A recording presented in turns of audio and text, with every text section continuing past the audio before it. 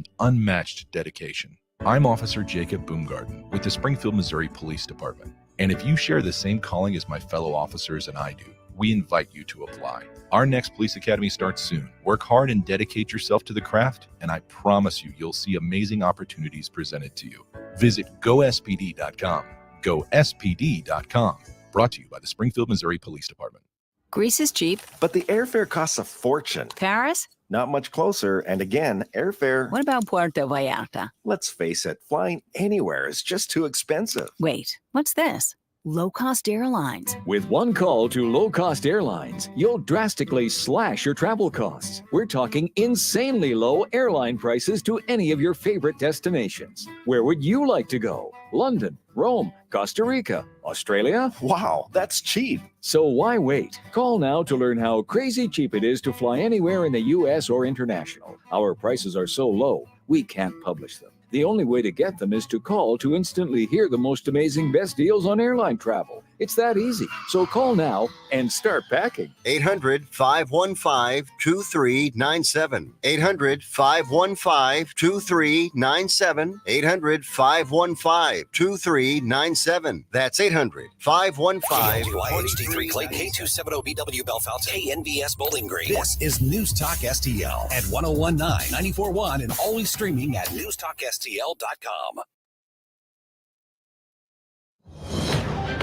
Breaking news this hour from townhall.com. I'm John Scott. President Biden and former President Trump agreeing to hold two campaign debates on June 27th, hosted by CNN, and on September 10th, hosted by ABC. CNN says its debate will be held in its Atlanta studios with no audience present. The Israel-Hamas war causing rampant protesting across university campuses in the U.S. Donna Warder has the latest on what's happening at one Ivy League school.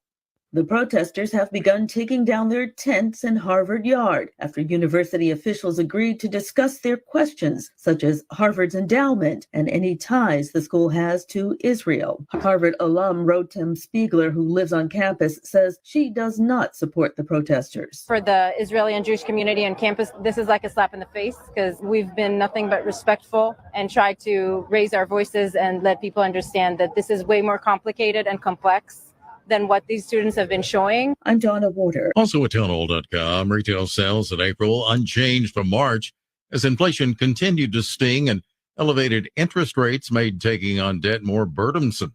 Details from Bernie Bennett. The number followed a revised 0.6% pace in March, according to Commerce Department data released today. Retail sales rose 0.9% in February. That comes after sales fell 1.1% in January, dragged down in part by inclement weather. Excluding gas prices and auto sales, retail sales fell 0.1% in April. Online sales were down 1.2%, while business at electronic stores was up 1.5%. Sales at home furnishing stores slipped 0.5%. I'm Bernie Bennett. And it was a miniature poodle named Sage that has won the top prize at Westminster Kennel Club Dog Show. The Dow had 282 points, and the NASDAQ is up 215. More at townhall.com. Our government has engorged itself on borrowed money. Now we are over $30 trillion in debt. If this bubble finally implodes, many Americans would be left penniless and heartbroken. For example, what happens if state and federal pension funds go broke, or if 401ks and IRAs get cut in half due to hyperinflation? Hi, I'm Lance Wallnow, news analyst, best-selling author, and evangelical leader to millions of people just like you. People who understand something big is coming. Now's the time to prepare with a physical gold IRA from Birch Gold Group. Precious metals are among the most proven hedges you can make, and they're even better inside a tax advantage account. To get a free info kit on gold IRAs, text the word FAITH, F-A-I-T-H, to 989898. Birch Gold Group is the only gold company I trust. Get their free info kit and see why a gold IRA can help you. There are no strings attached, so just text FAITH to the number 989898 right now, and I pray. This hour of News Talk STL brought to you by Senior Memorial. Give Benjamin Schaefer a call at 314-866-8886 or visit memorialplans.com. Senior Memorial Heritage Protection. From the Michaels Flooring Outlet Weather Center. Sun's coming out from behind the clouds. Enjoy the day. We'll see some afternoon sunshine and a high temperature in the mid-70s, just about normal for this time of year. and we should stay dry today. Enjoy it while you can, because the thunderstorms return tomorrow. We could have a round in the morning for the morning commute and more stronger storms in the afternoon. So again, enjoy today while you can. I'm KMOV First Alert meteorologist Kent Earhart. The Vic Porcelli Show. Tom Shalhoub joined us. Love the making fun of Biden thing. It's kind of like, no, look, the orange man bad, and I'll tell you what we're going to do about it. I want to address the LGBT. Hold on. I got a rhyme to help this out. LGBTQA+. We used to call them gays, but then they made a fuss. Okay, yeah. Got it. Vic Porcelli, live and local, weekday mornings at 9 on News Talk STL. This hour of Colombo and Katie brought to you by Gutter Pros. Water goes where we tell it. Call 314-656-7195 or visit them at gutterpros.com. Tony Colombo. Libertarianism is all about individual liberty. Katie Fitzpatrick. Oh, good for you. Colombo and Katie on News Talk STL. Time to rise has been engaged. We're better, best to rearrange. I'm talking here to me alone. I listen to the finest work song. The finest of hours. The finest of hours. Hello and welcome to Colombo and Katie on 101.9 94.1 News Talk STL. I'm laughing because I'm reading headlines even as we start the show today. We're going to do it all. It's a Wednesday afternoon. I love Wednesdays because we cover everything on Wednesdays, from the very serious to the very silly. We are going to dive into some national headlines here in just a moment. We're going to get up to speed on everything happening locally and specifically in Missouri politics with the end of the legislative session. The 2024 Missouri legislative session is 2 days away. It's on Friday. And I'm giggling because just as we're going on the air, Katie, I read a headline. So remember last week, the big deal was the Missouri Freedom Caucus record-breaking filibuster to try to force the body's hand on acting on IP reform. There's a headline on the Post-Dispatch website right now. Missouri Senate Democrats set filibuster record. Oh, boy. So the Missouri Freedom Caucus's record lasted about 7 days. And then now it's what I wonder. And what that means Yeah. is back-to-back weeks, record-breaking filibusters mean record-breaking time of nothing getting done. Yeah, that is unfortunately what that means. So we will get the latest, and I am very much looking forward to that when we talk to Missouri political insider Rodney Boyd in just about 15 minutes from now. So he'll join us about 2:20. So keep it here for that. Very much looking forward. I don't know, maybe not looking forward to it because I'm sure it's going to make me angry like it's going to make so many other people angry. This just ineffective inaction in Jeff City. And I tell you what, and we'll talk to Justin Sparks, a part of the Missouri Freedom Caucus, who I truly believe, Justin Sparks personally, I truly believe he is one of the maybe few there in Jeff City that are earnestly trying to get something done. Yeah, absolutely. But it's clear that the majority of the people in Jeff City are not trying to get something done. And so I will give them these last 2 days. But if this doesn't get done, if IP reform doesn't get done, then I blame every Republican, including the Freedom Caucus, absolutely, as much as anybody else. And they're all going to try to say, oh, well, we had it done, but these damn Democrats in their filibuster in the last week. Well, guess what? You had 5 months before that. You cannot use the scapegoat of the Democrat filibuster in the last week, which is what they are going to try to do. They're already trying to do it. I'm wondering what the conversations will look like if this doesn't get done, because we have a lot of people on this station that we talk to that are state representatives, state senators. I mean, we talk to a bunch of them. Yeah. So I'm wondering what that conversation and there's a few of them that are, and there are some of them that are, unfortunately, they're the minority, but there are a few of them that are really trying. I put Justin Sparks in that category. I put Nick Schroer in that category. We've talked to people like David Castile in the past, who have no reason to believe that he's not one of the guys that are trying his best to get things done, and a few others. But it's clear that the majority of both Democrats and Republicans are not interested in making progress for Missouri voters. Disappointing. Because here we go again.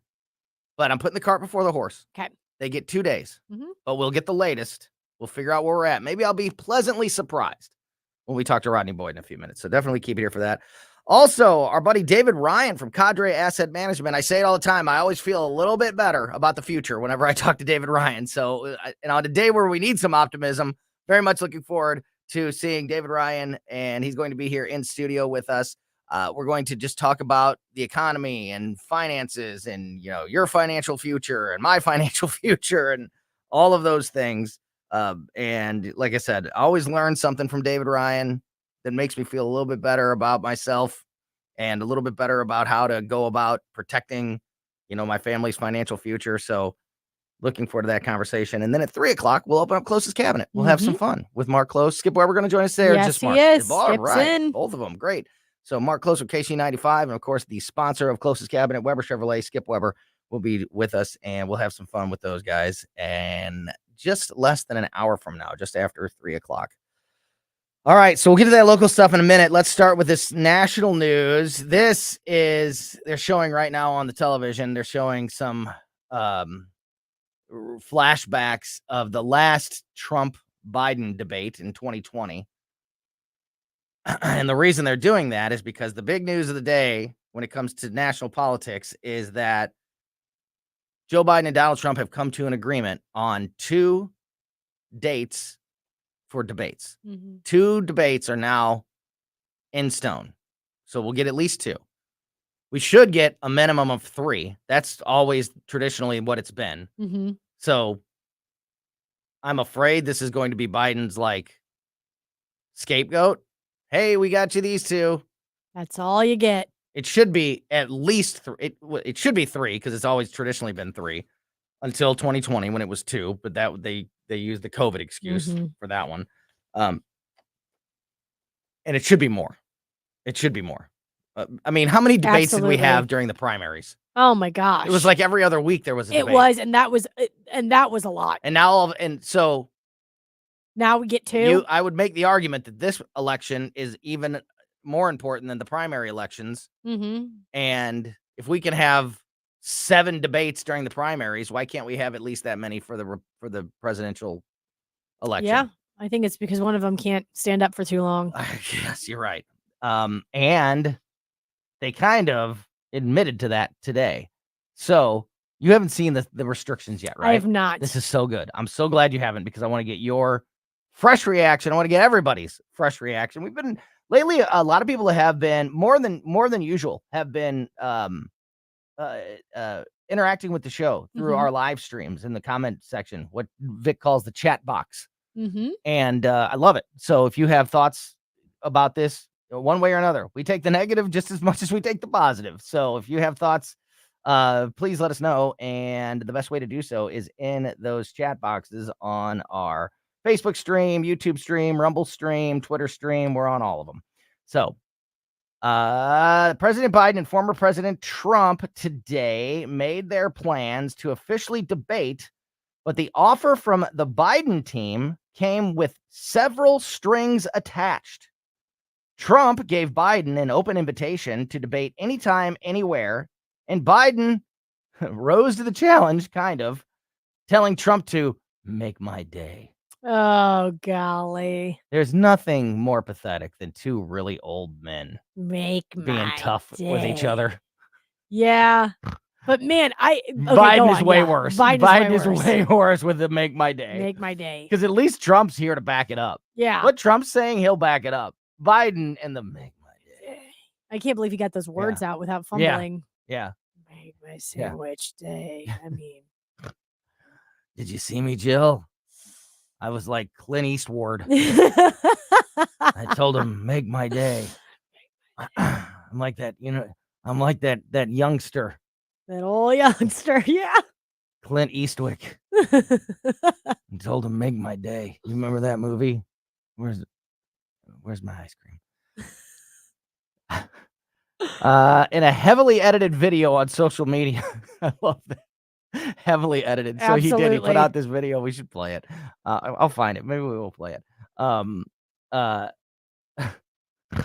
They can't even stand in front of a camera for 30 seconds and make a video without 1,000 cuts. Fumbles. Yeah.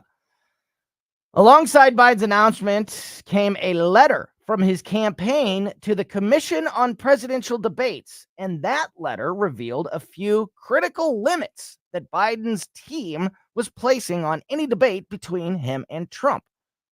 Here we go. You want the list of limits? Oh, I'm ready. Restriction or rule number 1, no audience. Oh, what?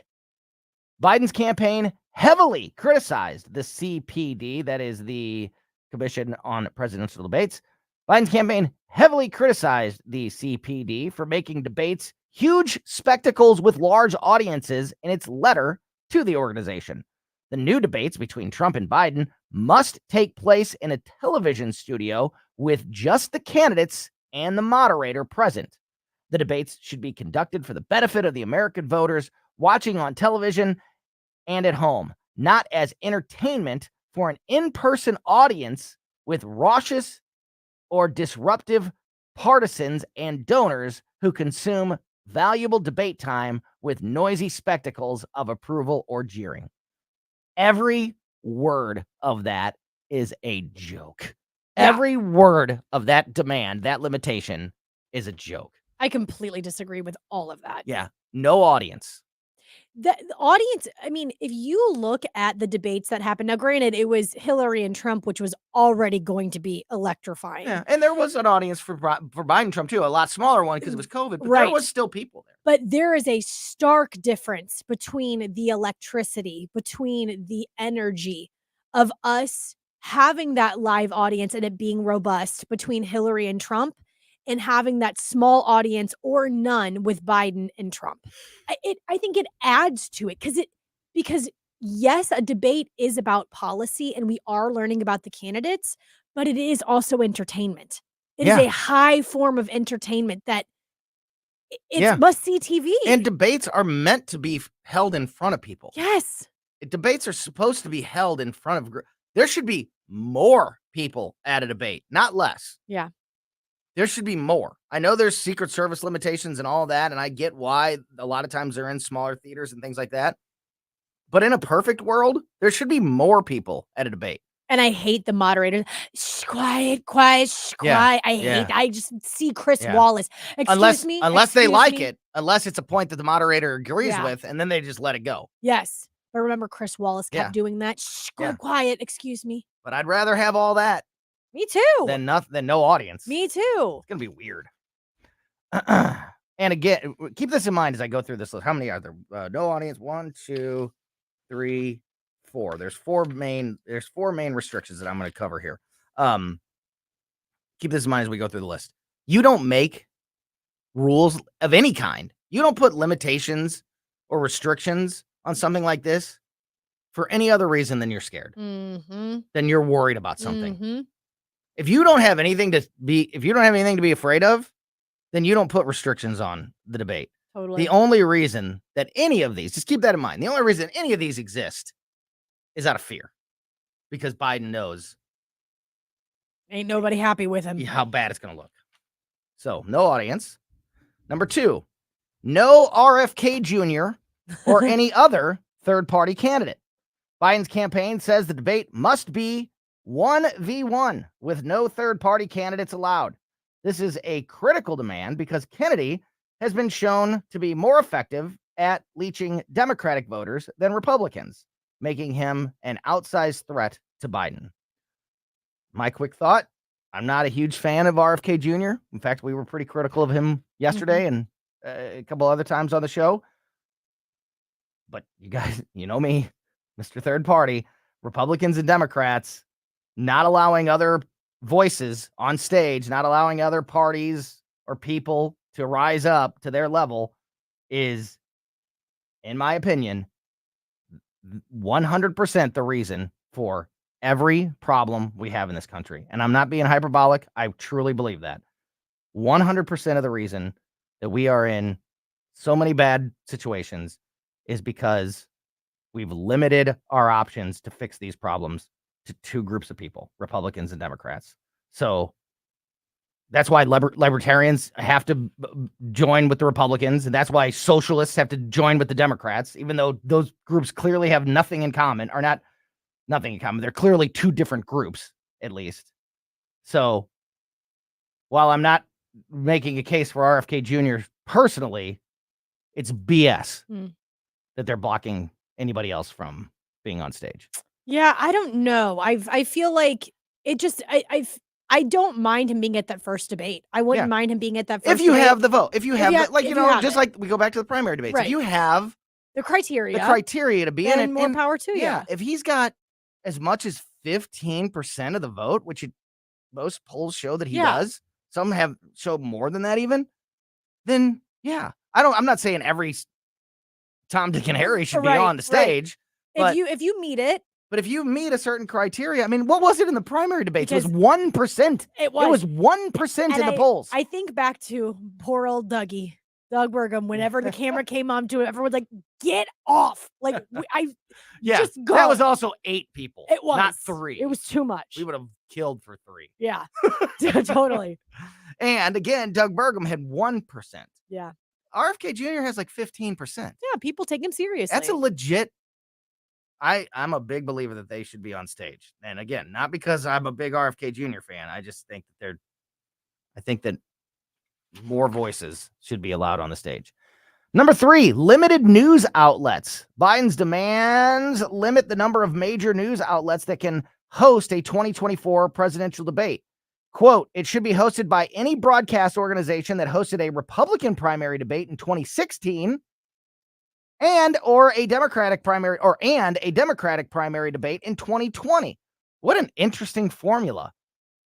What mathematician came up with this formula? You have the broadcast must be limited to a broadcast organization that hosted a Republican primary debate in 2016, in which Donald Trump participated, and a Democrat primary debate in 2020, in which Biden participated.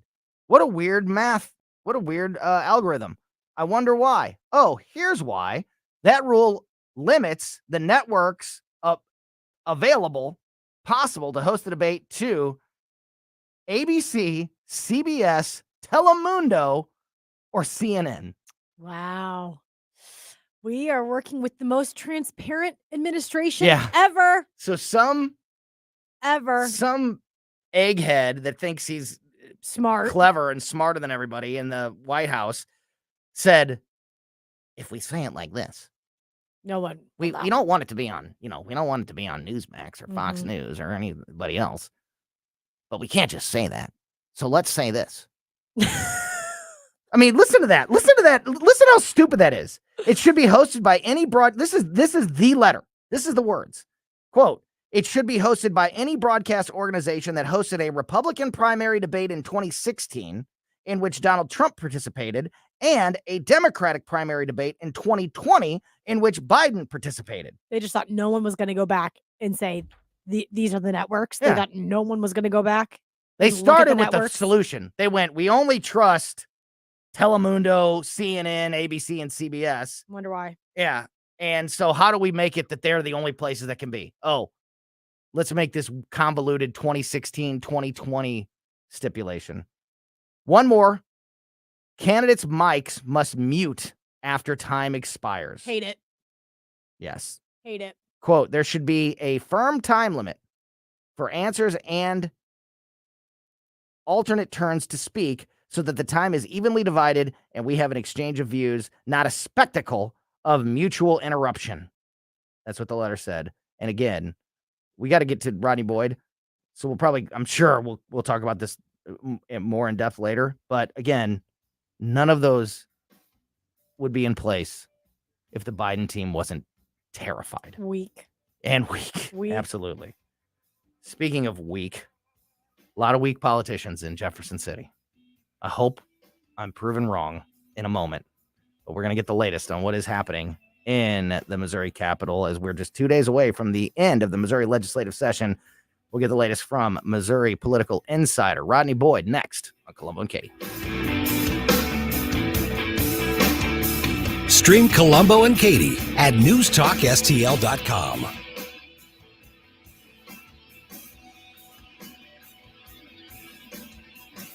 I'm by winning. I win here and I win there. Now what? Follow us on Getter at newstalkstl. Democrat Party is going to have to go back toward the center. News, analysis, and opinion. I've never called a talk show before, but this just irked me. 1019 and 94.1 News Talk STL. If you are having any electrical issues at your home or your business, you need to call the team at Grasser Electric. Grasser Electric specializes in all electrical needs, ranging from large-scale commercial projects all the way down to simple home service needs, such as replacing a bad light switch. I told you we discovered Grasser Electric when we moved into our new house a couple of years ago, and we have since then had them in our home multiple times for multiple reasons. Some have been because we were having an issue, and some have been because we were doing some home renovation and needed to move light fixtures or move outlets or things like that. And every single time, Grasser has absolutely over-delivered. Their techs are very friendly, very fast, very efficient. They are great. They're in and out. The work is fantastic. I just cannot recommend them enough. Grasser also offers free quotes for new projects. So if you have an electrical problem or just need a quote for a new project, Grasser has you covered across the board. Call them now at 636-441-5200 or contact them and learn more through their website, grasserelectric.com. Tim Jones here for Johnny's Hideout in beautiful High Ridge, the go-to St. Louis sports bar and grill experience featuring over 40 big screen TVs, fantastic food featuring daily specials, and of course the famous Johnny Dow's chicken wings, live local music, and now the reopening of the gorgeous Sunset Patio, Sunset Stage, and Train Station Bar. Johnny's Hideout, located a mere 10 minutes from 270 and Gravois off Highway 30, open 7 days a week for lunch and dinner. More information, jhideout.com. That's jhideout.com. Johnny's Hideout. I'll see you there. Mike Ferguson in the morning. Gene Evans, former state representative, former executive director of the Missouri Republican Party. The National Party and the state party have had school choice in their platform, parent empowerment. Donald Trump's agenda, and he's mentioned it several times lately, he talked about it a lot when he was president, is school choice. A state that 100% backs Trump is not going to take a major piece of agenda out of their platform. They're just not.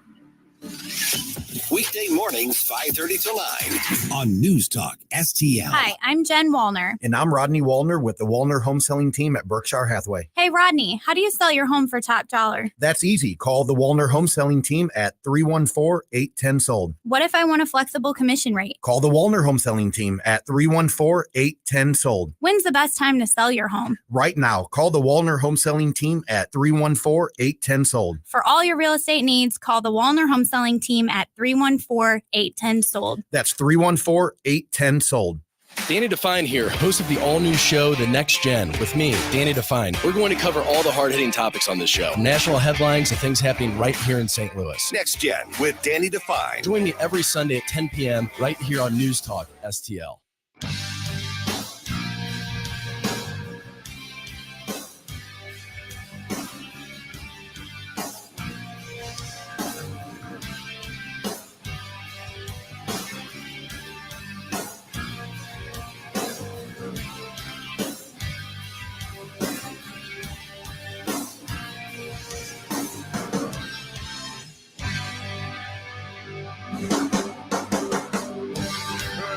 Welcome back to Colombo Katie on 1019 94.1 News Talk STL.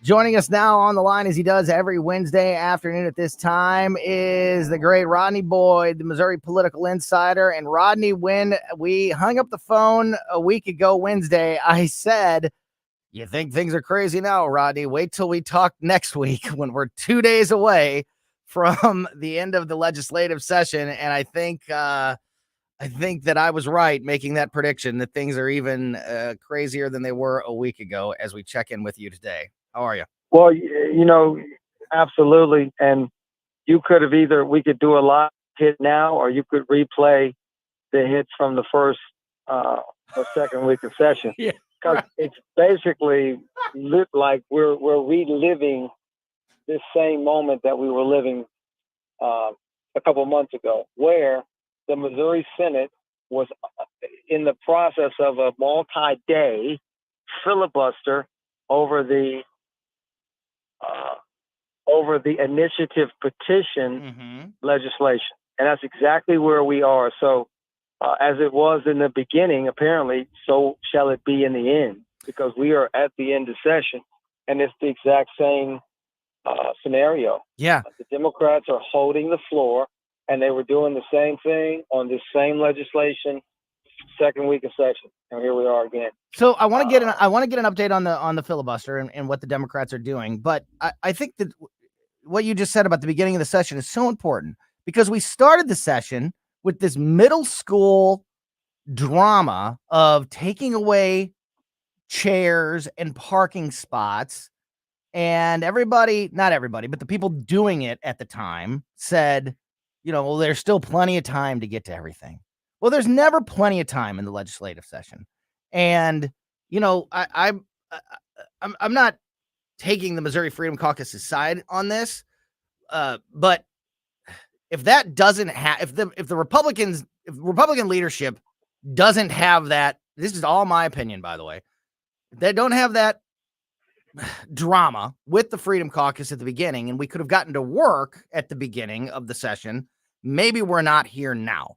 And it's forget being somebody that's on the radio and in the media talking about this, as a Missouri voter, it is just so frustrating that we were talking about this issue. It was the number one issue before the session started, at the beginning of the session, and now here we are at the end of the session, and still nothing is done. It is so beyond frustrating. And it, like you said, here we go again. Last week, the Missouri Freedom Caucus sets the filibuster record in Jeff City, and Missouri Democrats said, okay, hold my beer, watch this. And they've reset the record. So if you could please reset and give us a complete update on up to the minute, where are we at with things in Jeff City? So look, where we are now is day 3 of the same legislative day. This is almost like a biblical way of talking about days, because we're still on Monday, even though it is now Wednesday. Mm-hmm. So we are literally still on Monday, yet it is the third day of the beginning of this Monday session. So as far as the docket, according to the docket, we're on Monday. Is that correct? According to the docket, we're still on Monday, broaching hour 30, whatever. And here's the challenge. I mean, as I try to talk to people who are around these issues, I am still unclear today, and I don't have to be. There are other people that should be, about what the exit strategy is. Where's the off ramp? Where's the resolve? Right? What you have the body dealing with, or the chamber in this case, the Senate dealing with, is a motion that was made by the Democratic leader to reject the House's bill that they sent over and go to conference and work out the differences, or strip everything the House put on, send the Senate version back over for final passage. Neither of those options are acceptable to, at a minimum, the Freedom Caucus and probably a few other Republicans, right? So this is the stalemate. This is the dilemma. Mm-hmm. The motion before the body is untenable to almost a third of the body. And there's no way that the Democrats are going to give up the floor until they have what they believe is some kind of concession. And 3 days into this debate, there seems to be no concession that's acceptable. So there is what they would call, in parlay of the legislature, a nuclear option. You don't hear it that much, but it's the option for the majority party, the leadership, to get enough senators to sign a motion to supersede the current motion, right? Yeah. And that would be the cutoff debate. That's that nuclear option that once you do that, you basically have ended session. Session's about to end anyway. You've ended session and you've created a kind of a hostility that carries over into the future. So if That the Democrats, process- if the Democrats made it clear that they're going to take this through the rest of the week, if they don't get what they want, they're just going to run the clock out with this Absolutely. filibuster. I mean, that's what we're up against. That's what you're up against. And it's never really been done before. But because of, as you said, all the extended filibusters that we've seen this year, there seems to be an appetite for it. And filibuster is where people talk uninterruptedly until the clock runs out. And there are the Democrat, which is a smaller, things from 10 Democrats, one maybe resigned recently, out of 34 members. But that's enough people to talk for. That's enough people to talk for a week. Yeah. And get us to Friday. And so short of what I'm anticipating, this is just my conjecture, short of a motion to cut off debate, they're going to talk all the way until Friday. Wow.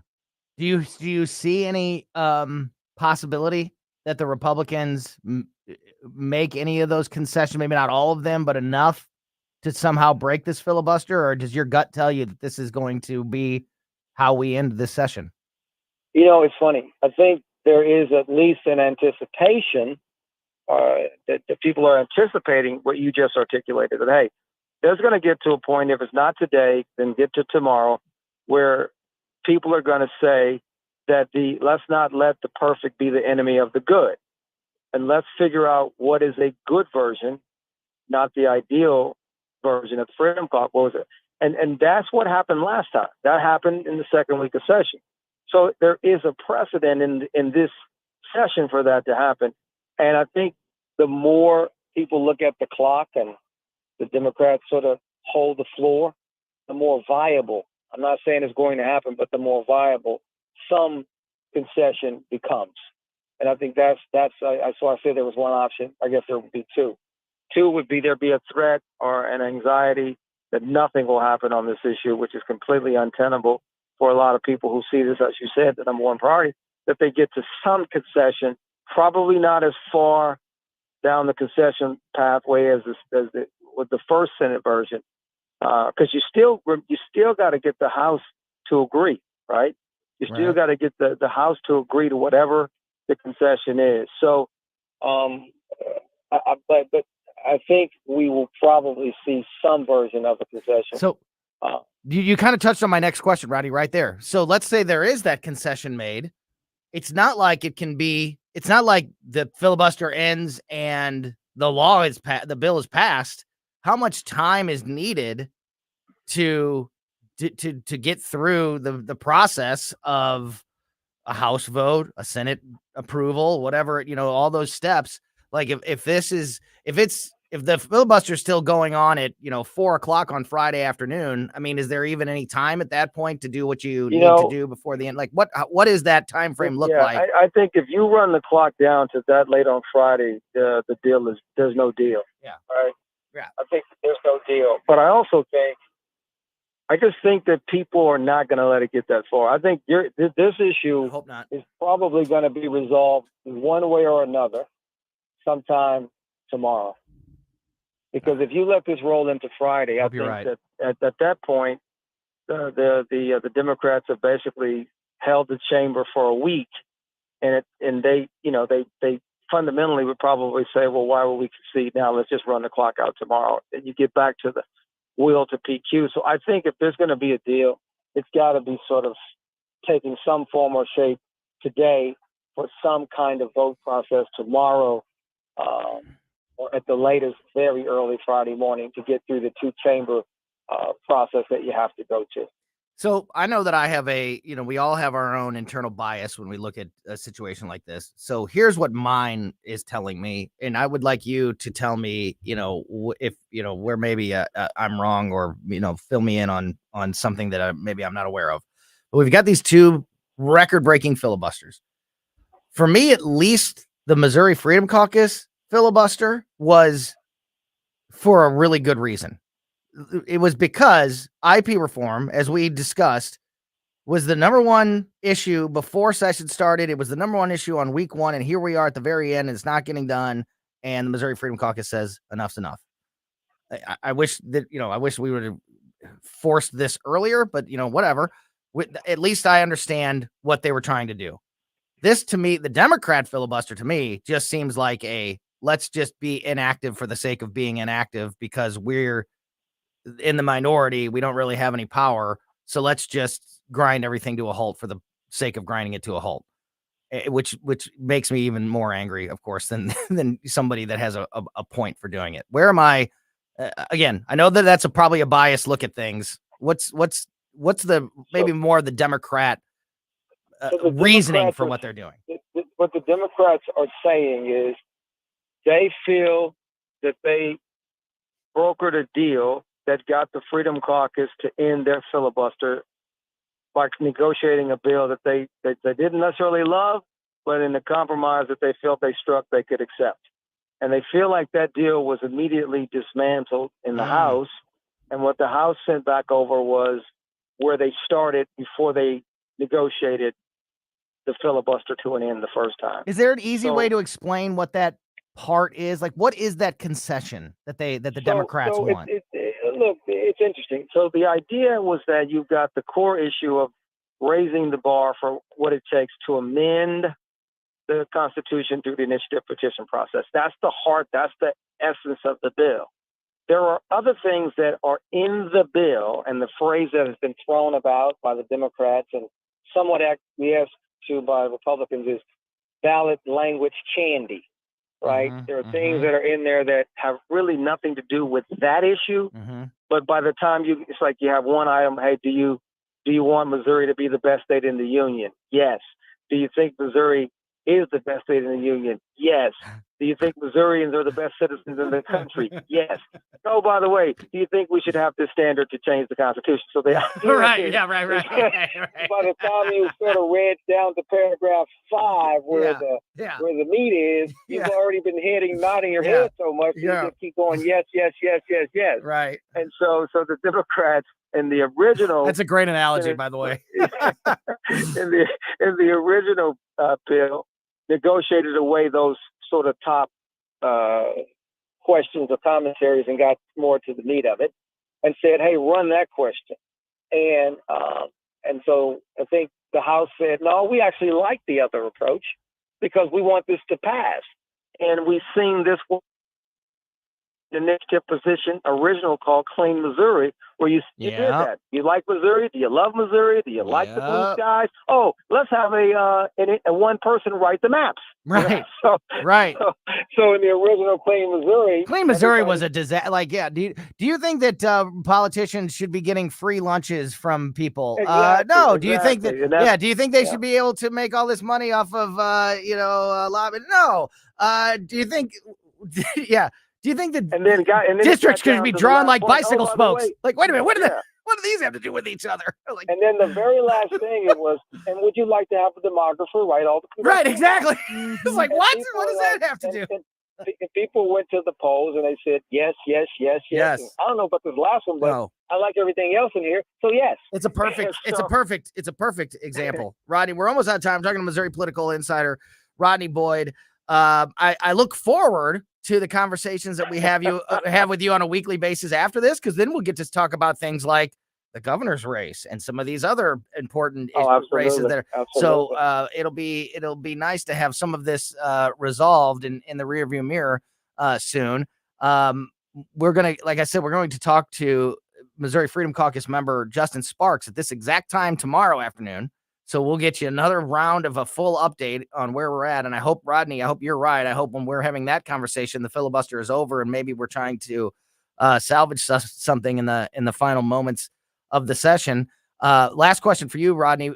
When we do talk next week, we talked last week about the idea of a special session. And normally that would probably only be on the governor's list of things to do. If the budget wasn't resolved, that has been resolved. So if this doesn't if things don't end the way that we are, or at least I'm hoping they do over these next couple of days, do you see any option in the future where there could be a special session called, Or is this going to, whatever happens in the next couple of days is the way it's going to be and the way that we end things for the 2024 session? It's a really good question. I have not heard, because we're not there yet, the idea that the special session on this topic is going to be lobbied for. But I will tell you, if session ends and the IP issue dies, there will be a humongous outcry from a number of folks, Freedom Caucus and folks who are worried about the abortion referendum calling for a special session. Question becomes how the governor will respond to that call if we get there. So I think right now what's in front of us is, can there be a compromise negotiated to get the Dems to sit down and run this thing through the normal process? If it doesn't happen, there is no doubt there will be a significant push, if you will, to pull for a special session on this topic. That call will guarantee be made, and the question becomes, how does the governor respond?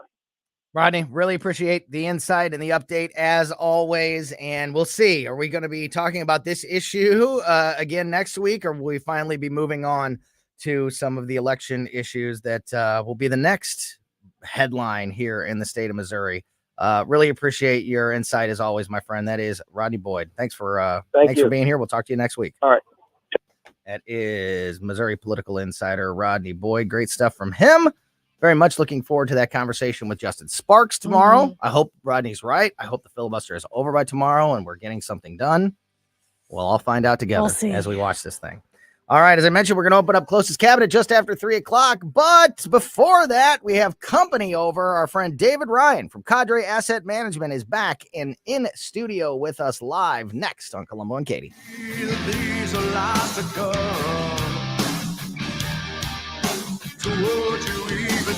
Stream Colombo and Katie at newstalkstl.com.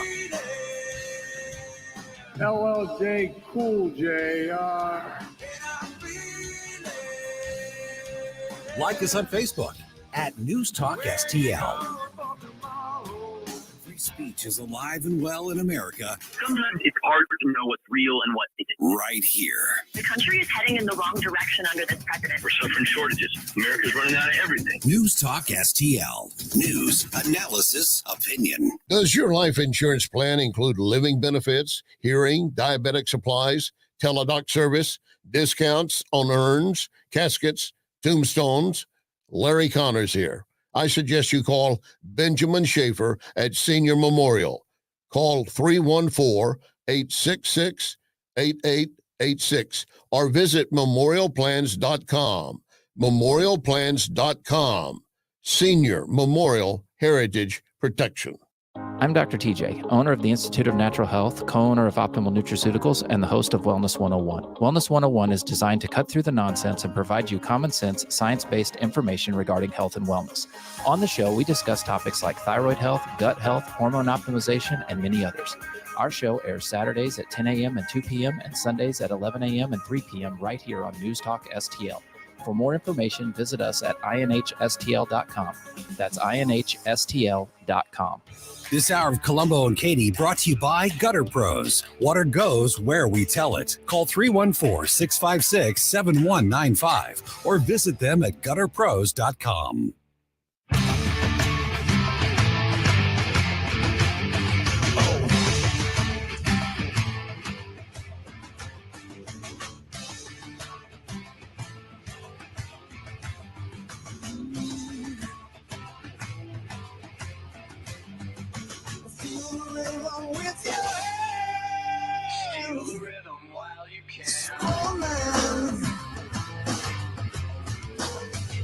Speak the rhythm on your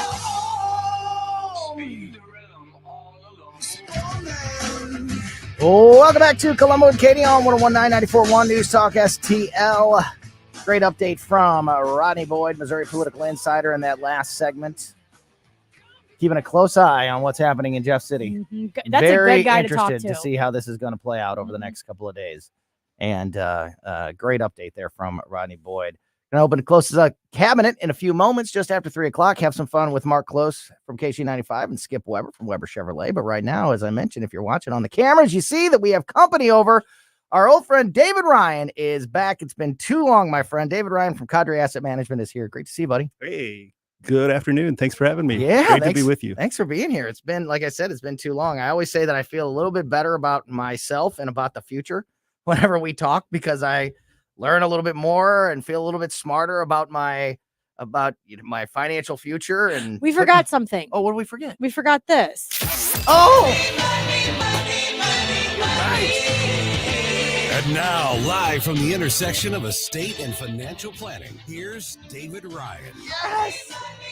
The best intro in radio. So See, good. that's what I mean when I mean it's been too long, because I forgot about your intro. Yeah. We got to have you back on again very, very, very soon. I want to just Well, it's great dive to right hear from in, because I always have a long list of questions for you. Obviously, the economy and finances and all of that is going to be a top issue for voters and for listeners and for people going into this election year. And we've got all these politicians saying all these things. Joe Biden saying that the economy, the United States economy, is the best in the world and the strongest it's ever been. And, other people saying other things. In general, right now, how are we financially and how are we economically in the United States in this election year compared to maybe years in the past? Isn't it interesting too, when all these talking heads that you're supposed to be listening to give these mixed signals and, Oh, yeah. results, and they're supposed to be the expert? Yeah, But an expert tells you one thing and another expert says the exact opposite. It's like, which expert is the expert? yeah, you got Jerome Powell saying, well, we think this is the case and we're going to do our best to give this guidance, but we don't know. In the Right. same sentence, we don't know. But yeah, so it's interesting to hear. And I do want to make the point too, that all these stats and all these kind of things that we talk about are available to anyone from our office. So get in contact with me if you want to Yes. get some of these things. But so coming off of Q1, we saw great results, right? Strength in equities, strength in the markets. Everybody's talking about the earnings season and how's it going to be. Okay, everything, we get through that, everything looks good. And then April happens and it's like, okay, well, we had a rough month and a rough go of things. And so what is the Fed going to do? Are they going to continue to signal and raise and all these kind of things, which that's the talk. I don't think they will, because you're talking about this precipice of, okay, we need to slow down and bring the economy to a halt. But then we got to hurry up and get it back in gear and engaged again. Like, why is there such a disconnect in messaging? Mm-hmm. And you have to look at the strength of what we're talking about. Are we talking about jobs? Are we talking about consumers? Sure, consumption's been strong, savings not so much, but there's a tipping point where consumers can only take so much. Mm-hmm. And when there's uncertainty in households, consumption's going to stop Mhm. or slow down a little bit. And so I think that you're going to see a summer of caution, or a next quarter of caution coming into, are we pumping the brakes? Why is there so many mixed signals? What should we be doing? That's where someone like me can actually come into the picture and talk about your behavioral emotions and talk about asset allocation from a broader picture and the way it should be looked at, not just situational concerns from a market condition or an economic condition, but be poised for your household's long term, be poised for your short term, be poised for that range and risk of issues that can take place, and then set yourself up for what results you want to experience along the way. So, it's kind of weird. We've looked strong Q1, but coming out of April, it's, Right. questionable. And I mean, I could give the specific stats, but that's kind of the broader. Well, so this is story. why, and this is why I love having you on. This is why I love talking with you, and this is why I Same. can't recommend David Ryan and the team at Cadre Asset Management enough, because you across the board, you can help a family, a young family that just wants to make sure they're on the right path financially, a person nearing retirement, and then also business financing, and kind of what you just touched on there. Coming off the pandemic, obviously, was a terrible time for small businesses. A lot of businesses having to close. Going into this year, into this sort of election season, and as we stand right now, how is it for small businesses? Is it a good time? Is it a much better time to be maybe starting a business or trying to grow your small business? Or is there still a lot of those existing fears that we encountered during the pandemic that are still a problem? Because I know you just got back from a conference about business financing and business planning. So Yeah, absolutely. I imagine this is top of mind for many people out there. What is, because you've got places talking about layoffs and job slowdowns and those kind of things. And you've got, I read this a couple weeks ago, but Meta and Google announcing dividends now, which is shifting their business model, well, not model per se, but their thought process from all growth and all reinvestment into, okay, where is the growth and reinvestment coming? Well, if it's not coming from our dollars, our capital, then we need to make dividends. And so even they have kind of changed their equity structure and announced that kind of thing. And that's a big shift because they're traditionally your growth drivers and growth companies. And so I was in the Bahamas for a national leadership conference. We talked a lot about the state of enterprise and small business and how do we drive those kind of things. And for small business, it's unfortunate because I have seen a couple close in my community, and you know, I'm someone there who is out leading with heart and mission and purpose, and you live your dreams and those kind of things. But there are households and families that are crumbling and not surviving very, very well due to this. From a business standpoint, I have had some loan generations. Now, I have a partner who does this kind of thing. And so this is where the importance of professionalism matters because he's seen a lot of exactly where I was going. Got a lot of great loan generation and origination. But some of the people that are talking to some of the clients that I've been having these conversations with are talking about business structure, and you need to be a particular entity type to take on these loans. And it's like, where is this coming from? That's not entirely true at all. You know, so then I'd conference my actual lenders in with my clients and they'd be like, what business entity are we talking about? And they're like, what is yours? And they're like, well, you know, we're under this entity or that entity. And it's like, okay, well, we can make any of that work. My lender is a small business owner himself. And so we have this insight of we're in the same shoes of those who are looking to help. And you don't need to create all this noise and all this minutia around things that aren't going to help you. And in this particular case, we were talking business entity structure. What's the right way to take on a loan? What's the right way to take on a labor force and all these kind of things? Do it however you have gone about designing it. Yeah. But let the lenders and the professionals take you from where you think you are, where you need to be. And then that structure and that thought process should develop from there.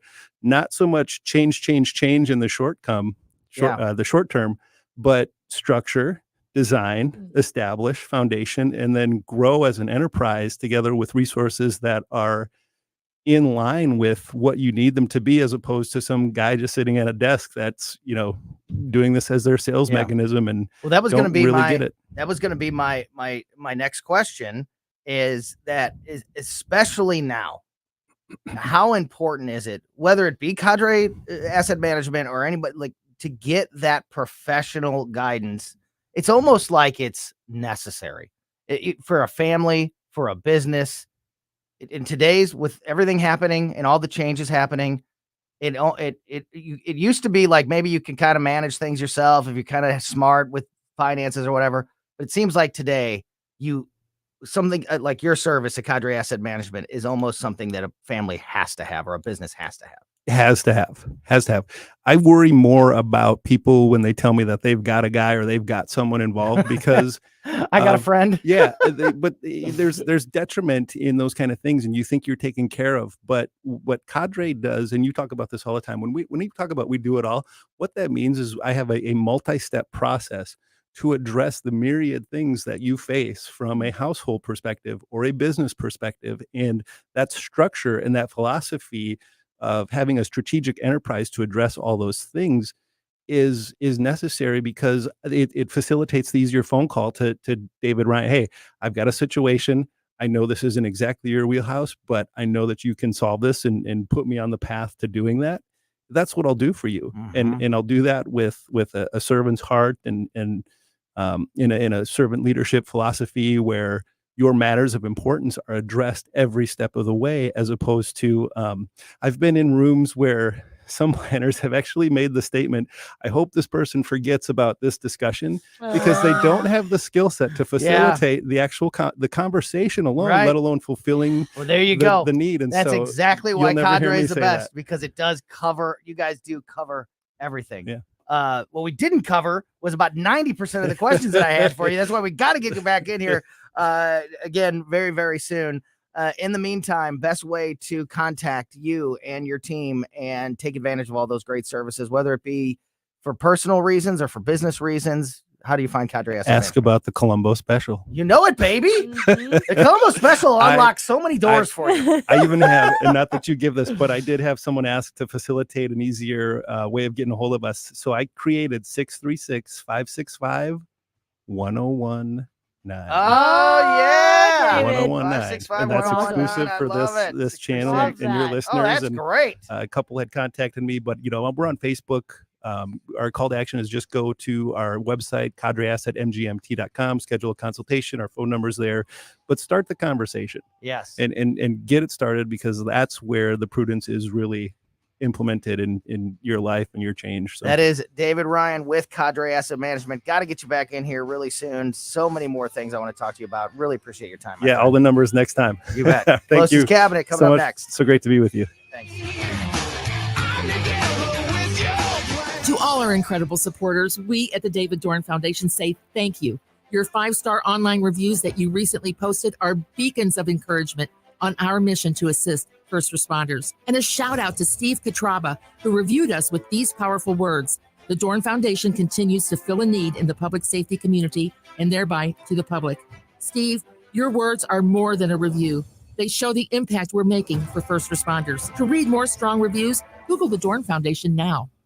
1949, the last time a Republican held the top post in St. Louis City. A gallon of milk was 84 cents, and streetcars ran down Grand Avenue. The city was booming. Unfortunately, St. Louis City streets are no longer the epicenter of family and business life. In the 80 years of Democrat control, our city has been on a steady decline. St. Louis City Republicans believe it is our duty to provide a different path forward. Learn more at stlouisrepublicans.com. Paid for by St. Louis City Republican Pat Curtis, Farber Treasurer. KLGY HD3 Clayton, K270BW Bellefonte, KNBS Bowling Green. This is News Talk STL at 1019, 94.1, and always streaming at newstalkstl.com. Breaking news this hour from townhall.com. I'm John Scott. The Trump criminal trial off today, but Michael Cohen returns to the witness stand tomorrow. Cohen enduring intense questioning by Trump's legal team after providing pivotal test testimony, tying the presumptive Republican presidential nominee directly to the scheme at the heart of the case. Cohen will return to the witness stand Thursday for more cross-examination before prosecutors rest their case. Trump denies charges he falsified business records to cover hush money payments. He portrays the case as an effort to hurt his presidential campaign. At criminal court in Manhattan, I'm Julie Walker. The former president had a supportive entourage inside the courtroom on Tuesday, including House Speaker Mike Johnson, who called the trial illegitimate. Also at townhall.com, there will be 2 presidential debates. One on June 27th, hosted by CNN, and on September 10th, hosted by ABC. CNN holds open the door to Robert F. Kennedy Jr.'s participation if he or any other third-party candidate meets certain requirements. The Prime Minister of Slovakia has been shot. Slovakia's president says an attempt to assassinate the country's prime minister is an attack on democracy. President Zuzana Kaputova, a political rival of PM Robert Fico, said in a televised statement, a physical attack on the prime minister is first of all an attack on a person, but it's also an attack on democracy. Any violence is unacceptable. The hateful rhetoric we've been witnessing in society leads to hateful actions, she says. Please, let's stop it. Kaputova says the shooter was arrested but gave no details about him. I'm Charles Philadelphia. It was a higher close on Wall Street. The Dow up 349 points. The NASDAQ gained 231. More at townhall.com. Relief Factor, pain relief that's natural, pain relief that works, and pain relief that attacks the source of the pain.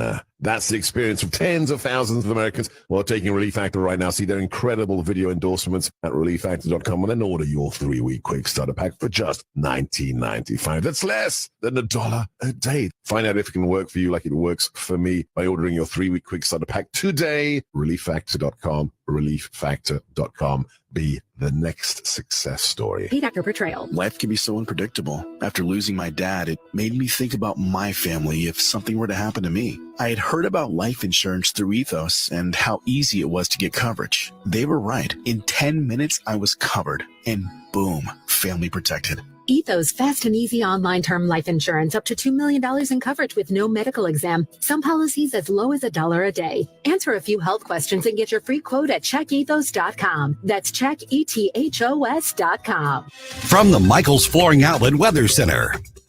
I'm First Alert 4 Chief Meteorologist Steve Templeton. We have a dry evening and then overnight low of 62. May see a few weakening showers or rumbles of thunder in the morning to about midday, but the afternoon to evening, watch for some isolated thunderstorms. They could be strong, possibly severe. It's a lowest level 1 risk, but something to stay alert for. Wind and hail, the primary threats. Otherwise, a high of 75 Thursday. We do see a good chance for some rain and storms on Friday as well, with a high of 75. That's the latest from the First Alert 4 Weather Center. I'm Chief Meteorologist Steve Templeton.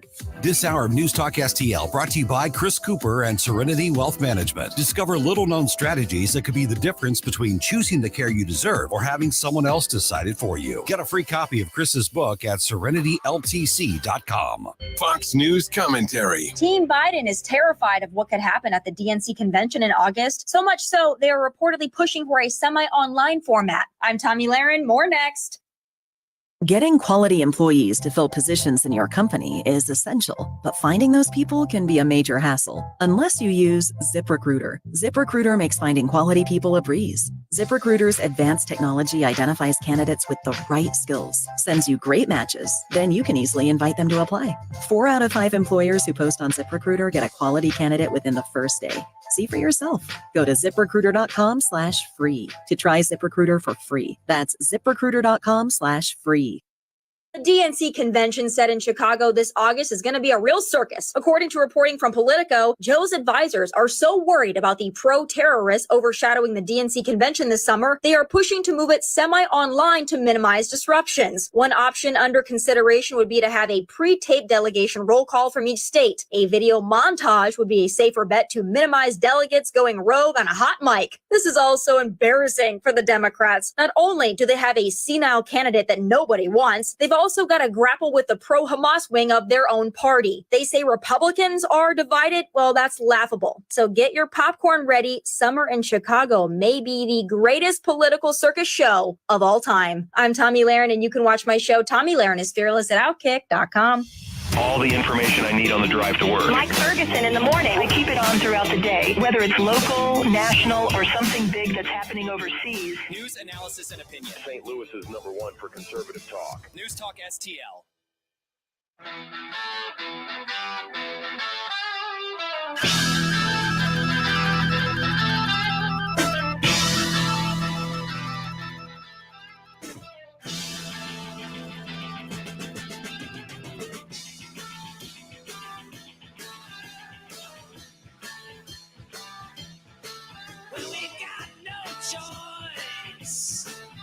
Oh, yeah. You can let this one play for a second. You gotta get to the chorus.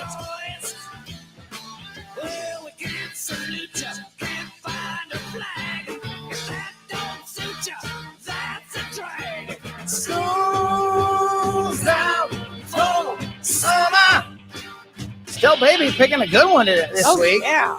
Still Ponticus a always banger. picks out the opening song for Klose's Cabinet, which we open up now right here on Colombo and Katie on 101.9 and 94.1 News Talk STL. Klose's Cabinet brought to you by Weber Chevrolet and starring the great Mark Klose from KC95. Marker, Alice Cooper, school's out for summer. How's that for you? Vincent Fernier. Is that his real name? That's his real name. I didn't know that. I was gonna say, huh? Wow. And his father was a minister. So when some of his other sons, they talk about the minister Smitty kicked me or punched me in the face. His dad was in Arizona. And the one thing that's even more crazy than anything about Alice Cooper is that he's still at it going, but it's like one of his best friends of all time. Yeah. Glenn Campbell. Oh, yeah? They were really, really tight, used to golf together, used to go to dinner together. So Alice Cooper and Glenn Campbell, a weird couple, let me tell you. Yeah. But, yeah. He was a big Great part stuff. of wrestling in like the 80s and 90s when I was a kid. He was friends with Jake the Snake Roberts. So he would come Oh, out yeah. with Jake the Snake, and he'd like have, and like they'd have the big snake, and it was like, Jake Sure. the Snake was kind of this like evil, sort of ominous wrestling character, and then he's got this rock star with the eyeliner on next to him. Like, it was a cool picture. Yeah, he'll be here this summer with Rob Zombie. Oh, So that's he's coming to town. So. Yeah, he's one of those guys Oh, that we talked a week or so. Well, I can't remember if it was last week or the week before. We were talking about those those streaks of bands that have been performing live for for years, yeah. decades, that have done a live show for 55 years in a row or whatever it was. I feel like Alice Cooper is one of those guys. Like, he's one of those guys that just he's a true rock star. Yeah. He's just always on the road. He's always on stage somewhere. Just because he's not like putting out new albums or has new hits or whatever, he just seems like he's one of those guys that just loves Have to people said perform. he's a pretty nice guy, Mark? Have people said that He's really about good him? at golf too, isn't he? Yeah. In fact, he'll, like in the wintertime when he goes out and tours, he lines up his shows so that he can golf. He'll hit the warmer states so that he can go out and golf. John Hewlett's got a great story. Johnny Hewlett from Steal it. Casey. Steal it. He's golfing with Alice Cooper, and his car either breaks down or they get in an accident, and he's sitting on the side of the road with Alice Cooper waiting for the tow truck to come. Wow. It's like, it's out there, brother. That's incredible. I have one more little factoid. For once, I'm the one bringing up the factoid about songs, and I got to give Stell credit because he was the one that told me this, and you might have even experienced this personally with this song, Mark. That song, "School's Out," was apparently banned by certain radio stations across the country when it came out because it was considered to be like controversial, like a bad message. Like, but school is out for Real. summer. Yeah. That's Yeah. real. Have you heard that, Mark? Did you know that? Could you? I did not hear that one, and that makes no sense. Like, you get summer vacation. Ooh, that's bad. But it put, I guess, because it put school in like a negative light. Yeah, and there's the whole like the line, it's school's out for summer and then it's school's out forever, right? Isn't that one of the lines too? Right, so, right. Like, yeah. But every kid wished it was out forever. I know. This is like I mean, that's Talk the part about of the kid's POV. Look how far we've come. Controversial. That yeah. The idea of saying that school, like having a negative connotation about school, is enough to get you banned from certain radio stations. And today, I mean, how that's just an absolute nothing. Yeah. Yeah. I'd say that's a little bit different than it used to be. Yes, sir. For sure. You know what? We have a cool, speaking of music and speaking of live shows, I do have some, some of our silly, fun things to talk about here while we have you on the line. But let's not do the promoting at the end like we usually do. Let's do it at the beginning. We've got a really cool show coming up that I know you wanted to roll out to the folks, Marker. Absolutely. It is the very first rock and roll radio review. And what it is our band Close Quarters. We're going to play on Saturday, July 20th at the Pageant. And we're inviting all our friends in the radio biz that sing or play a musical instrument. And that's just about everybody. I love it. A big old jam fest, and scheduled to appear again. It's on July 20th. It's going to be at the Pageant, 7:00 doors, 8:00 show. Scheduled to appear Radio Rich Dalton, Learn and King Scott from the Riz Show, Awesome. AD and Chris from the Morning Show, Scotty from our afternoon show, who was the lead singer from Modern Day Zero. Yes. Scotty Gherkin. Scotty and I go way back. I haven't talked to him in a while, but man, that was when they were huge, when Mesh and then Mesh STL and then Modern Day Zero, that was kind of the timeline of the title of their band. Because I think there was like another Mesh somewhere else in the country. So the band started as Mesh, and then they had to stop using the name Mesh because there was another band named Mesh. So it turned into Mesh STL, and then it evolved into Modern Day Zero. But man, great music, huge part of the local music scene back in the late 90s when I was on the Point, and love that guy. Sorry, go ahead. Continue with the lineup. All right. Also, the schedule to appear from 1019, Tony, Katie, and Perry Woods. Yes. So we're not Yeah, sure what. buddy. I know it's going to be a secret. until Uh-huh. they hit Still talking about it. Still working that out. Attaboy. One Victor Porcelli from the afternoon show. Yes. Our harmonica player extraordinaire. I love it. And Dave Glover, our old buddy with Jim Griffin, who is a true rock star in the St. Louis area. You know, Uh-huh. Jimmy from El Monstero and Celebration Day and Hard Promises. He does it all. So Dave Glover and Jimmy Griffin together. And we got a founding member from Mama's Pride, Danny Liston. Let's will also go. be So joining us. cool. I love it. More to come. Yes. More to come. Yes. It is a party. It's a concert, but it's just a big old party. Awesome. Tickets are $19.95. They're on sale now. They're all general admission. If you buy them for cash down at the pageant, you don't pay any service charge. Otherwise, you can go to Ticketmaster, and it's just going to be a big old party. Yeah. We're going to get, and at the end, we'll get a giant, kumbaya, everybody up on stage playing together, just being goofy, man. I love it. I love it. I love that So I cool. love to see the whole radio community come together. This is such a great idea, Mark. I'm so glad you're doing this. It's going to be really cool to share the stage with Dave Glover and you. I mean, like me and you and Glover back all on the same stage. I mean, that's going to be pretty amazing. And to see guys like Jimmy Griffin and Perry Woods, who for my money are the two best guitar players in St. Louis, if not the world. I'm not being hyperbolic. I don't think that there's anybody that is better than those two.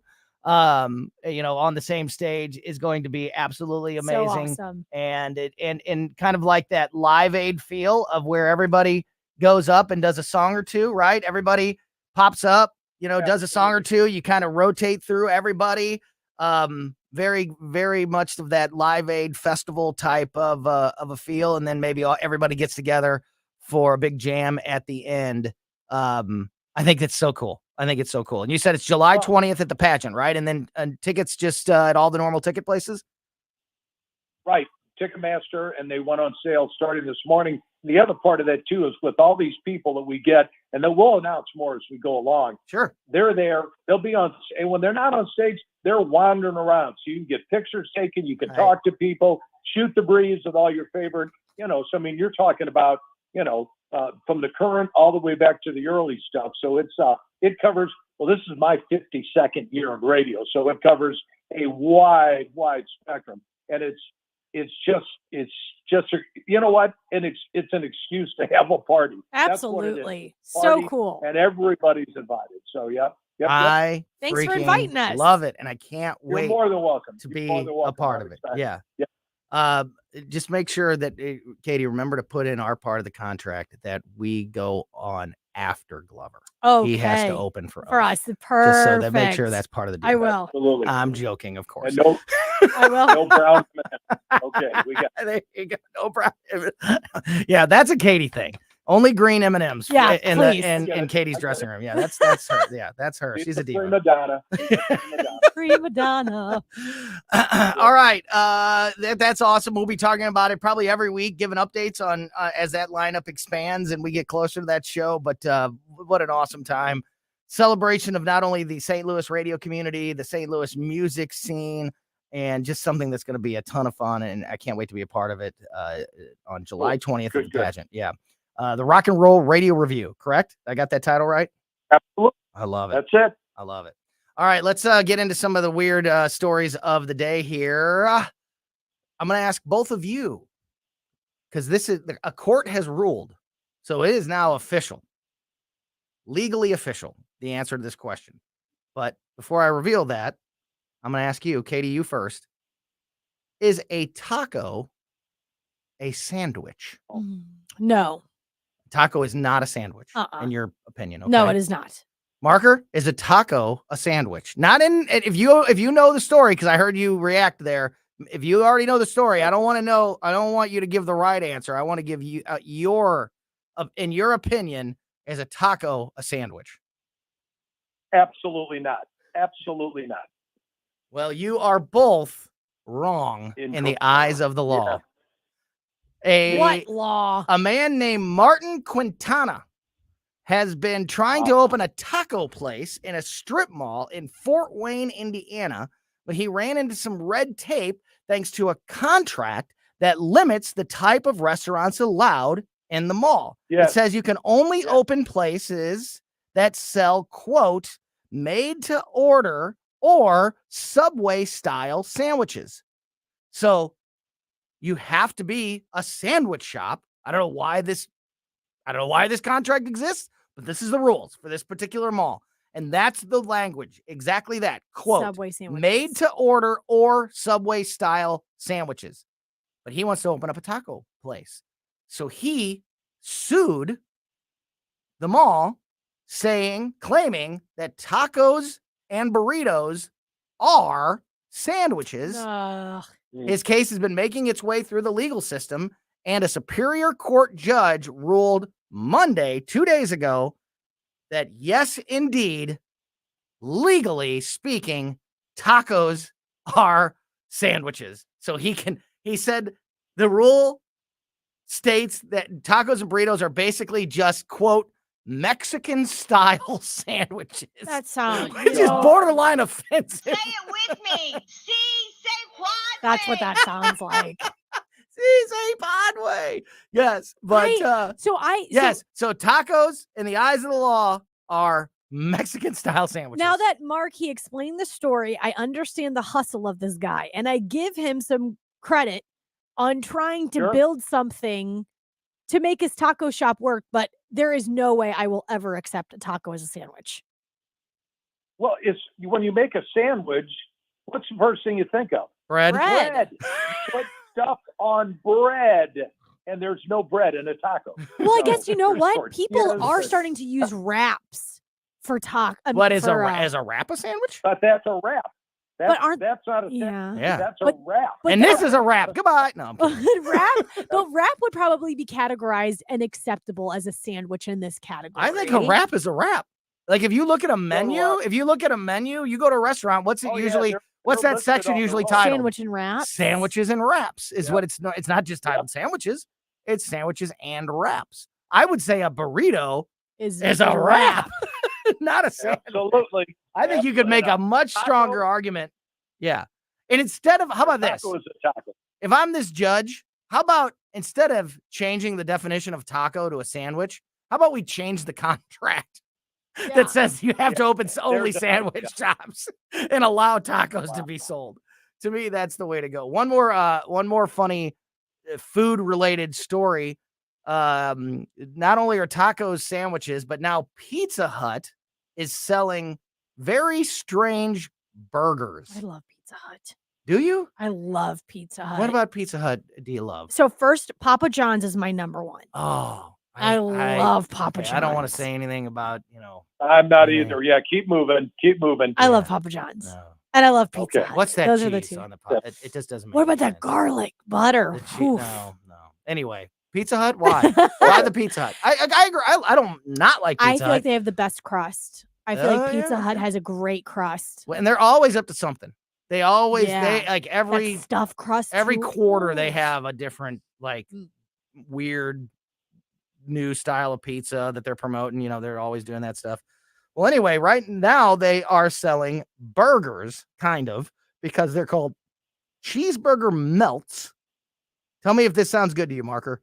They're called cheeseburger melts, and they're described on the Pizza Hut website as a Parmesan crusted thin crust melt folded and loaded with beef, applewood smoked bacon, onions, mozzarella, and cheddar. They're embracing the fact that they don't come with a traditional bun, which again, kind of big part of the burger. Here we go. And that saying, quote, goodbye to the soggy bun burger deliveries. So they're a bit like a pizza, but also like a burger, but they kind of look like a quesadilla. Yeah. I don't know, but they're calling them burgers, kind of. They're called cheeseburger melts. Margaret, are you into the Pizza Hut burger sensation? We just talked about this last night because we saw an ad for a new pizza and we went, wow, does that look good? You ever notice when you watch TV and they show the commercials and then you go buy the food, you're like, oh man, it sure doesn't look like the commercial. Not even close. Not even close. Even close. So, but yeah, it's at this point I can take it all and I'll try it. It's right there, and if it's got some ground beef and onions and all that stuff, it's what the hell. Give it a run and see what happens. So I'm showing. Is this good on the camera there? Yeah, it's okay. Oh, okay. Oh, it's a little bright. I see. Yeah, you can see it mostly though. I'm holding up a picture for the people watching on the cameras. I will say this: the Pizza Hut cheeseburger is more of a burger than a taco is of a sandwich. Yeah, it is. Yeah, yes, totally. It kind of looks like a burger with quesadilla. But what's wrong with wraps everybody on each staying in side. their lanes? Leave the quesadilla to Taco Bell. Stay in your lane. Right? What's wrong with that? There's nothing wrong with you being. And I know making it's very pizza. difficult for you to call out Pizza Hut. They're so near and dear to your heart. And they're so notorious for that red hut. I love that red hut. But stay in your lane, brother. Come on. I love it. All right. Well, Margaret, unfortunately, we're just about out of time. We got the big show coming up on July 20th, the Rock and Roll Radio Review. Tickets available now at the pageant. It's going to be a great show. Katie and I will be there. Vic Porcelli will be there, and a whole lot of the St. Louis radio community. It's going to be a lot of fun. Other than that, the band playing out anywhere coming up? Is there any other shows, gigs that we need to make sure everybody knows about? Yeah, we'll be Sunday. We're going to be over at Copper Fire. We're doing one of our Sunday afternoon old man gigs, 2 to 5, which we love. So coming over and grab some lunch. And if you would, they're also doing a collection for the Belleville Humane Society. So if you want to bring dog or cat food or toys or blankets or towels or cash, they'll make sure that it gets to the Humane Society over in Belleville. So that'll help out. Great. You can rock out with us and have a good old time. Super cool. Great stuff, Marker. Thanks so much for your time as always. And we'll talk to you next week, my friend. See you. All right, guys. See ya. Great stuff there. That's going to be a lot of fun. Oh July 20th. So fun. I've thought that this is like, when we did our show in January with Mark's band, like the coming together of like radio people, radio musicians and bands and getting together. Like, I'm sure that's how it used to be. I love that. Mhm. And this is going to be like that on steroids. Yeah. With all of us So getting fun. together. It's going to be an absolute blast. All right. Going to dive back into some headlines when we get back. Today, another barge, another ship hit another bridge. Yeah. What is going on? What? Before the situation in Baltimore, when was the last time we were talking about boats hitting bridges? And now it's happened. This is at least the third one, including the Francis Scott Key Bridge, in the last month. Why does it happen? What is going on? I'll explain the latest details on the latest incident when we get back on Colombo and Katie. Next. Colombo and Katie, the new faces of talk radio. Look, here's the deal. Follow Tony Colombo on Twitter at Tony Colombo Talk. Live and local. Well, here's what's on my mind. I think I got the solution to immigration. News Talk STL. News, analysis, opinion. If you have a pest issue at your home, or more importantly, if you just want to prevent that pest issue from happening at your home, the best team to call is the company with the vans with those green wheels, All Solutions Pest Control. Look, we have trusted All Solutions Pest Control since we moved into our new house. That is when we discovered All Solutions Pest Control about 2 years ago when we moved into our new house in St. Peters. And they have just been awesome. Christine and I are big believers in having a pest control service all year round. And it's not because we have a pest issue. It's because we don't want a pest issue. And there are critters all year round that can be getting into your house. Every season sort of presents a different issue. But right now, the springtime, that is definitely the worst time for various pests around your house, whether it be ants or wasps. Of course, mice are always around. Mosquitoes this time of year can be, and going through the whole summer can be a big issue. And All Solutions Pest Control can help you with all of these and more, whatever the pest may be. So if you are currently experiencing a pest issue at your house, you need to call All Solutions Pest Control because they can take care of that for you. But if you're like us and you just want to prevent that from happening at your home, you need to call All Solutions Pest Control and take advantage of their $67 introductory special. I love this because this is a perfect way to just, for a very cheap price, $67, to experience what All Solutions Pest Control can do for you, and then make the decision from there if you want to keep the service around after that. Just a perfect way to get introduced to all the things that All Solutions Pest Control can do for your home. Personally, I highly recommend the mosquito treatment because it's safe for dogs. We've had mosquito treatments in the past that have made our dogs sick, and we weren't able to continue to use it, which sucked because it meant we had a mosquito problem in our backyard, and we like to use our yard. Haven't had that issue whatsoever with All Solutions Pest Control. It's one of the services that I highly recommend if you like to be outside and you experience a mosquito issue in your backyard like we do. Take advantage of all they have to offer at All Solutions Pest Control and take advantage of this $67 introductory special. Learn more and contact them now, all through their website, allsolutionspestcontrol.com. John Beal knows that right after a hailstorm, new roofing companies start popping up everywhere. But the Small Business Administration reports 96% of them go out of business within the first 5 years. So how good is that warranty? John Beal started in the roofing business, helping his granddad and his dad. Always offering the best roof, best price, best guarantee. John Beal Roofing, not some fly-by-the-night operation. Call my friend John, 1-800-NEW-ROOF, 1-800-NEW-ROOF. This is Larry Connor's commentary on News Talk STL. In the old days, the coal miners often had a canary in the mine with them. As long as it was singing, they had plenty of oxygen, they were safe. Joe Biden's canary is looking a little sick. The latest numbers show Donald Trump leading Biden in 5 of the 6 swing states. Trump is also making major inroads with Hispanic, Black, and young voters. The latest Times survey shows Trump gaining 8 percentage points among 2020 swing state voters who cast ballots for Biden. And in fact, it shows there's not really any chance they will vote for Biden this time around. CNN put it this way: frankly, for the Joe Biden campaign, those numbers are an absolute disaster.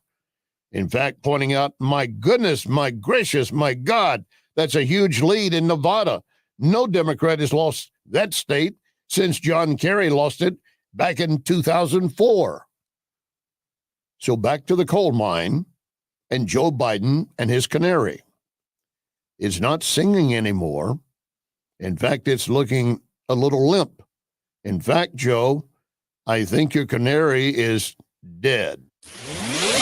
Get more Larry Connors on Larry Connors USA. Tonight at 6 on News Talk STL. You want to give someone something which they will really enjoy? Give them a Cafe Napoli gift card. You pick the amount. They pick which of the Cafe Napolis they want to visit. Cafe Napoli in Clayton, Cafe Napoli in Town and Country, Napoli 3 on the streets of St. Charles, or right next door, Napoli C. The Napoli gift card. It's the perfect gift for anyone or your entire office. Cafe Napoli. Cafe Napoli. Larry Connors USA. Hunter Biden and his artwork. Excuse me, Hunter. Apparently you're afraid of my words. What a coward. The art gallerist apparently claimed that one of Hunter's financial backers purchased most of his paintings for $875,000. What's this? Oh, it's a scribble, but really it's a man walking into his future and seeing his past at the same time. You are the epitome of white privilege. They were laundering money, and he had all of his friends coming forward to help him out. Larry Connors, weeknights at 6 on News Talk STL. Hey, this is a great time to get fantastic deals at Ackerman Toyota, #1 volume dealer in the area. Why? Very simple. They want to make you happy. They'll come up with a deal that puts you in the driver's seat. You'll be smiling as you drive off the lot. You got to trade in? You're going to get top dollar from Ackerman. Looking for a premium used car truck? Ackerman is the answer. Ackerman Toyota at Hampton and 44. AckermanToyota.com. Ackerman Toyota for life. On the next Larry Connors USA. Looking for facts in Trump's Manhattan case? I'm not sure you'll find any facts. I'm not sure you can find any crime. Larry Connors USA. Now weeknights 6 until 8 on News Talk STL.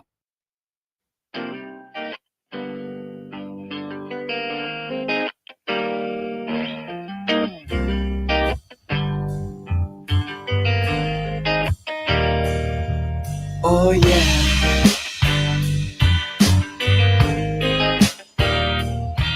All right.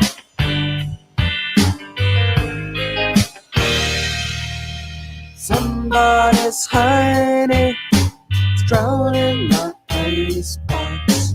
Somebody's cold one is giving me chills.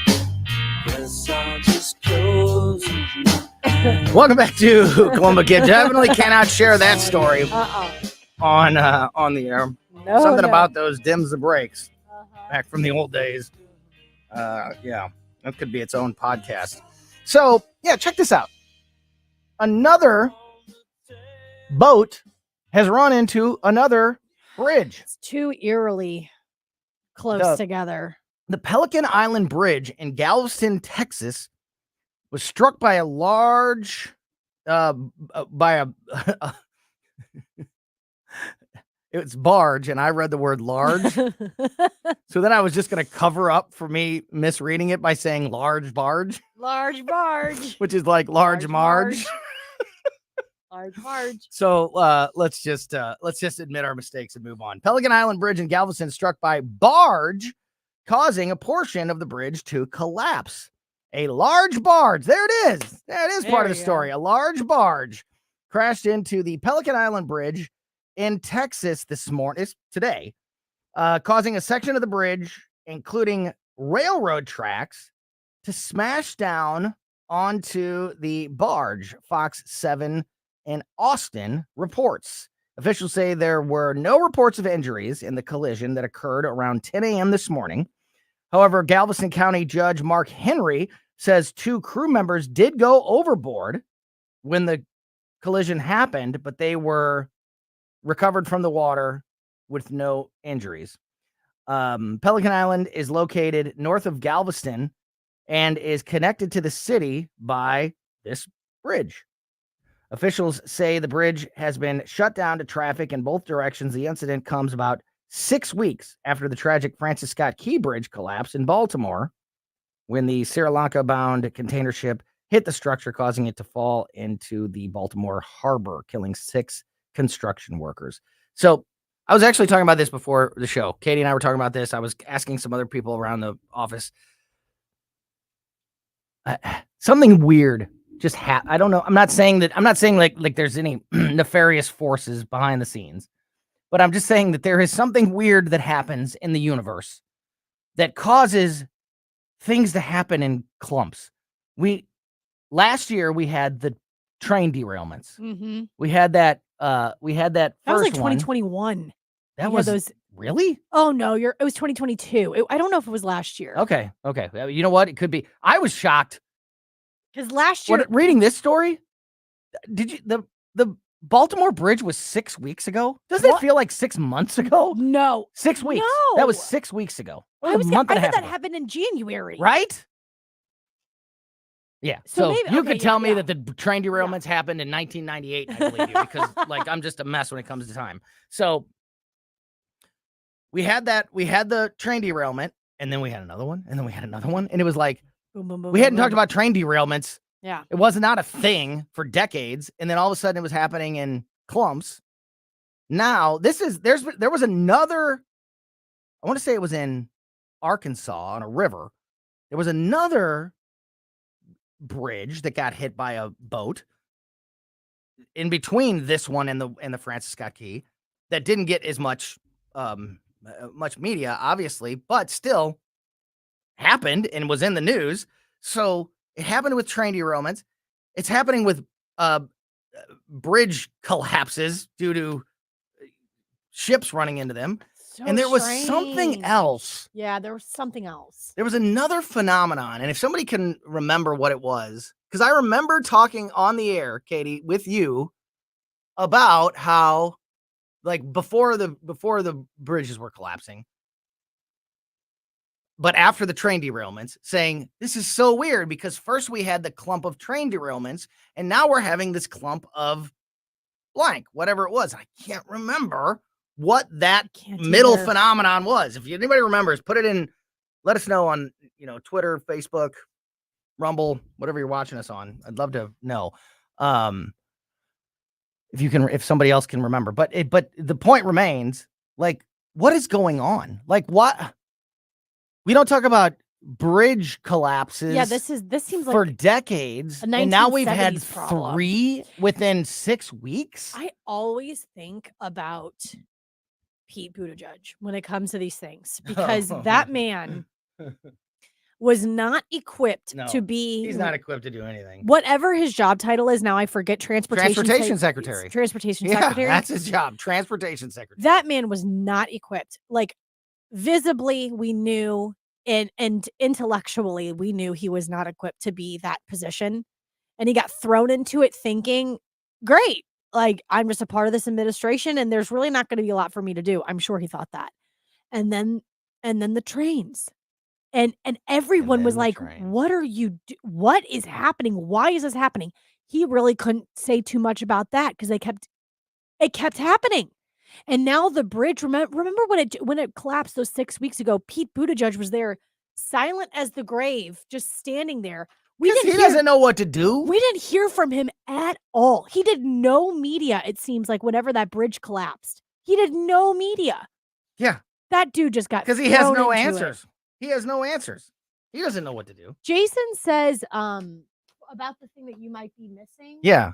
Remember when all of the food manufacturing plants were catching on fire? Yes. So Stell mentioned that earlier today. Still happening, he says. That is I don't think that's what I was thinking of, but that's a perfect example of what I'm talking about. Stell mentioned that earlier today when I was asking him about that, about the fires that were happening at, like, all the chicken plants, which, yeah, very strange and suddenly happening in clumps. No, Jason, thank you. Perfect example of what I'm talking about. I don't think that's the thing that I was remembering, but that is spot on. I don't remember. Spot on. We were talking with Mike McClary from Intervine about AI stuff the other day. Mm-hmm. What do you think of this? Dating apps have streamlined the matching and meeting process for better or worse. And now AI can even go on dates for you to see if a potential suitor dumb. is right for you. The founder of Bumble says it could be possible in the near future to have an AI dating concierge where you send out this is his resume, word, your avatar. You send out your AI fake photo version of you to go on, like, a Zoom date with somebody else, and then your avatar reports back to you to tell you if this dude is right for you or girl. I feel like that there's no point to that because that's just like reading someone's profile to be like yes or no to this person. Right. It seems like there's no point for that. Like, you have to meet that person in person. You have to meet that person in person. Like, that's a perfect example of trying to solve a problem that doesn't exist with AI. It doesn't exist. Like, that's too much. You just got to go on the date. Take away the awkwardness of the first date. Send out your AI avatar. No. If you missed anything from today's show, it's been a wild one. Make sure you subscribe to the podcast. We put it out on every podcast platform, so check it out and keep it here for the O'Reilly Report and then the Tim Jones and Chris Arp Show. We're back tomorrow at 2. Bye. Rhino Shield is far superior to even the best traditional exterior house paint. Rhino Shield is 8 to 10 times thicker than paint and comes with a 25-year transferable warranty. Rhino Shield is the only ceramic coating company that has been chosen by Disney,